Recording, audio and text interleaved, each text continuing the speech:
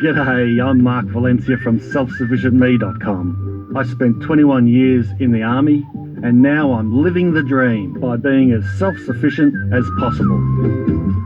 And welcome to another episode of If I Can Do It, You Can Do It. Hello, Mark. G'day, Rob. How you going? Hello, everyone. How are you? Yeah, great. He's got a cheeky grin about him this morning. Why have you got a cheeky grin? I'm just so rejuvenated after this Central Asian holiday that I went on. Ah, yes. Well, let me remind the dear listener. You didn't show last time, didn't you? I stood you up. I am so ashamed. You're in Flight Centre or something, were you? Booking a ticket. I know, I was. Yeah. Last minute trip to Vietnam, though. Not too bad. Yeah, well, see, it started off with the wife. I gave her a leave pass. Oh, I don't care. You don't. It doesn't matter. You can do what you take. Take as many days off as you want. Tell me about Vietnam. How was All right. Yeah, the purpose of the trip was to stay away from the big centres and do a cultural and foodie type, street food type trip and hopefully not get a sore tummy out of it or on the toilet too much. Yes. And thankfully we weren't on the toilet much at all, which was good. As a nation of toilets, if you look purely from a WC point of view, does Vietnam go okay? Is it a tricky nation to navigate when it comes to toileting? Only at the remote areas. Okay. It can be a little messy. We won't go there. Let's not use that word. Yeah. Okay, because I mean, it's one of the key things. If you travel remote, you travel into these third world countries, or developing countries at least, people have lots to say about toileting adventures. So yeah, but there's been a lot of advances. I know when I was travelling, say 20, 25 years ago, it was terrible, particularly African countries. Right. But these days, like we had a homestay. This is in SaPa on the Chinese and Vietnam border, North Vietnam, and we were in the mountains at this really remote village. We had a homestay with this lovely little family, 3 children they had, hard-working farmers in the hills, and they had a proper dunny. Right. Yeah, for their guests mainly. Porcelain. Yeah, proper porcelain throne. Yeah, right. It was fantastic. It is. It's like the most luxurious item. Yeah. If you've been away from it for a long time, you just want to hug it. Yeah, exactly. All right. So what else did you do with as a man who enjoys sustainability? What kinds of things did sort of stick out for you? This is exactly. Well, my wife loves it as well. She loves the Asian food, and I love it because it's so easy to grow.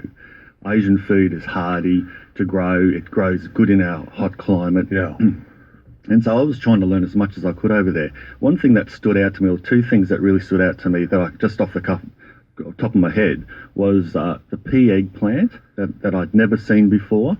So not a Thai eggplant. It's not. The Thai eggplant is the small green eggplant. It's a beautiful plant to grow, but it's still fairly common, and it's been in Australia and around the world for a while now. The Thai eggplant. It's like a golf ball size. It's a light green with some zebra type stripes on it. Yeah. But the pea eggplant is different. It's more like a rootstock eggplant.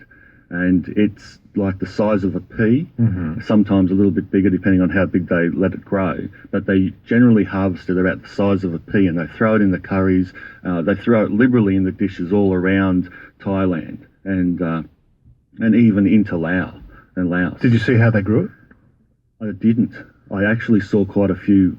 Because if it's so small, they grow in bunches, would they? Yeah, it grows in bunches, like a bunch of grapes, yeah. Wow. And I didn't see it growing wild. I saw the Thai eggplant growing wild a lot, and it was amazing how big those Thai eggplant plants got. Some of them were about 6.5 feet high. Oh, wow. And they were just littered across the mountainside. There we go, look at that. Yeah, we're just having a Google here. Have a look at pea eggplant. So what, can we grow it here? You can. Oh, yeah, for sure. And I would say... because apparently some growers use it as a rootstock, so they graft other plants onto it, other eggplants onto it, so that the rootstock is more vigorous and sustains the plant better. I would say it'd grow excellent. Yeah, it's like rootstock tomatoes, those tiny cherry tomatoes, not the standard cherries, but the really small cherries. They grow like a weed at my place, but they're really good if you can't grow another tomato through the middle of our summers. There's always a little cherry tomato there, a rootstock tomato to grab, to have. Whoa, hang on, because I'm not fully up to speed with root stock Yeah. and grafting. What can you graft something else onto? What are the rules? So you're saying if you have a tomato growing wild at your place, you could get a different variety and put it on the top of that. Correct. Yeah. Can you tell me how that happens? Oh, yeah. They just grow the seedling rootstock tomato because there's such a. But let's say there's one wild somewhere in the paddock. Well, yeah, you could then like cut the stem off that one, cut the top off, and graft on, say, a Black Russian Which tomato. you've grown a little seedling of. Correct. Yeah. And how do you stick it to the root? Yeah, you just graft it like any normal graft. I don't know how to graft. Yeah, Don't just say it's like any old graft. Well, it's a very complex procedure. How do you do it? If you have a look at plants in the nursery that have been grafted, they'll have like a V shape. It'll like fit in like woodwork. You'll have a triangle coming up and then a V shape from the other plant. And they simply stick them together so that And that's it. so that the stems line up. And then they tape it up. And hopefully that graft will take. And they put hormones on them? You can Stimulate the growth or whatever? You can. You generally do that when you make a cutting. Oh, okay. If you want to get root growth off that stem.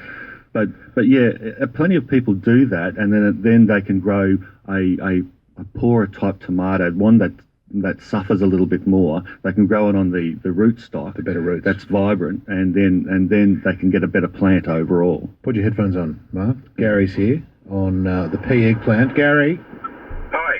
what do you know about these things? They grow wild all over the coast. Do they? Oh, Yeah. Whereabouts? Well, around creeks is a good place beside the road. My wife's Thai, and she's, spots them all the time. We've got them growing at home as well. The plant has thorns on it similar to a rose. And they're quite easy to find if you look around for them. If you probably Google the plant and get an idea of what the leaves look like. But they'd be introduced, wouldn't they? They wouldn't be native. Most likely are, yes. wow. Yeah. I had never seen one. Yeah, they're quite. Yeah, if you know what the plant looks like, they are easy to find. And yeah, like you're talking about, in the curries, with the sweet curry, the bitterness of the pea eggplant just complements that sweetness, and they're quite nice like that. They don't taste real good on their own, but when you put them in the curry, they're quite nice. And to grow them, Gary, at your place, what's the tree or the vine or the bush look like? It's sort of a fairly rough-looking plant. It's not particularly attractive, but it grows about 2 metres high. Yeah. Once you've got one in the ground, they just keep growing and growing. You don't need to do anything to look after them. Okay. And little bunches of these things? Yes, you get about a dozen to 20 on each little bunch. Okay. And probably a little bit bigger than a pea, between a pea and a grape size. Nice one, Gary. Thanks for the tip. All right, we'll keep the eyes peeled when we're wandering around, but if you're interested in a bit of that action, then they're a good one to grow here too. Are you going to grow these, Mark? You bet. Yeah. Thanks, Gary, for that. That's excellent. Well, now we know they grow well here. Maybe just go wild harvesting. You don't have to grow them at all. Yeah, I assume that's an interest. They wouldn't be native. I don't think they'd be native. They'd Or be varieties, introduced, I'd say. That's just a guess, though. But this is the plants that I love to grow. Something that you don't have to look after. Yes, they're the best ones. You know, the cherry tomatoes, the pea eggplants. This is what I go on these trips for, to find these type of exotics that I can just grow and not worry about. Tell me how you saw corn growing. Yeah, this was an eye opener, because in SaPa, it's very hilly on that border there, and the actual guide, we did this hike. It went for about 10 or 12 Ks. I tell you, I was knackered at the end of it. I had to take the missus's pack. It was just getting really tough. That's a big trip. Yeah, and but going through these gorges and these mountainsides, there's not a lot of space to grow stuff, and even the rice fields are terraces, and everyone would know the images of the terraces on the mountainsides of the rice fields and how they, let the water flow through. It's absolutely gorgeous. But corn, we found corn growing in rows. Now, we historically are all taught to grow corn in blocks because of the pollination. Yes. But these guys were growing it in like single rows, like ranks. down the mountainside, and it couldn't. And they were having great success with it. There was corn everywhere. Yeah, right. Real, just like rice, real one of their staples. So grow it in a row. You can grow it in a row. So if you don't have much space, grow it in a row. Leonie Shanahan, I had a chat to her the other day. She's the famous edible garden lady. She was on about growing them in blocks as well. It's good for the pollination, Yeah, I don't dispute that. I'm just saying there are other ways. That's right. Try the row. And this is what you learn, when you look around and you try something different. And So what did you say you want to buy the pea eggplant online? Was that the one you were saying just before we came on? I already did. You already bought the first thing I did when I got back home. And buying plants online and having them shipped to you, it's quite easy to do? Yeah, it is. I mean, seeds are really easy, especially in Queensland because we don't have any restrictions like WA and Tasmania have. They've got some really strict restrictions on what you can import or buy online and bring into the state, whereas Queensland's pretty liberal with that, thank goodness. So what, you get tube stock of these pea things? No, I'll just get the seeds because they grow so easily. I'll just get the seeds. Like most tomatoes and most veggies, they grow easily from seed. But general plants, I buy plants online as well. It's just a lot of the times it's cheaper even to buy in bulk, to buy little tube stock. And they come okay in the post? Yeah, they don't dry out. Actually, never had a bad experience. Luckily, buying online, I bought 50. This is an ornamental. I just wanted to line the front of our rock garden with this small ornamental plant. I can't remember the name of it now, but it was just like a broad leafy thing. And the rootstock, they were not rootstock, they were only about $4.50 each online. I bought 50 of them because I needed to cover a large area and mass plant. It was a lot cheaper than getting them from a local nursery. It's just the way it was. Okay. Yeah. All right, mate. Look, we're probably going to have to finish there. Any final thoughts on Vietnam before we reconvene? Because we've got plenty. Spring has sprung, Mark. I don't know if you know that, but we've got so much to talk about. I know. Keep talking about your holidays. I know. And there's so much going on at home too. I spent all day yesterday whippersnipping and mowing the lawns as punishment for leaving it go for 2 weeks. Good. All right. Well, we'll get an update next time. Thanks for coming in. Okay, thanks. Mark Valencia from self-sufficientme.com. If you want to have a look at more of his work there, 7 minutes to 10.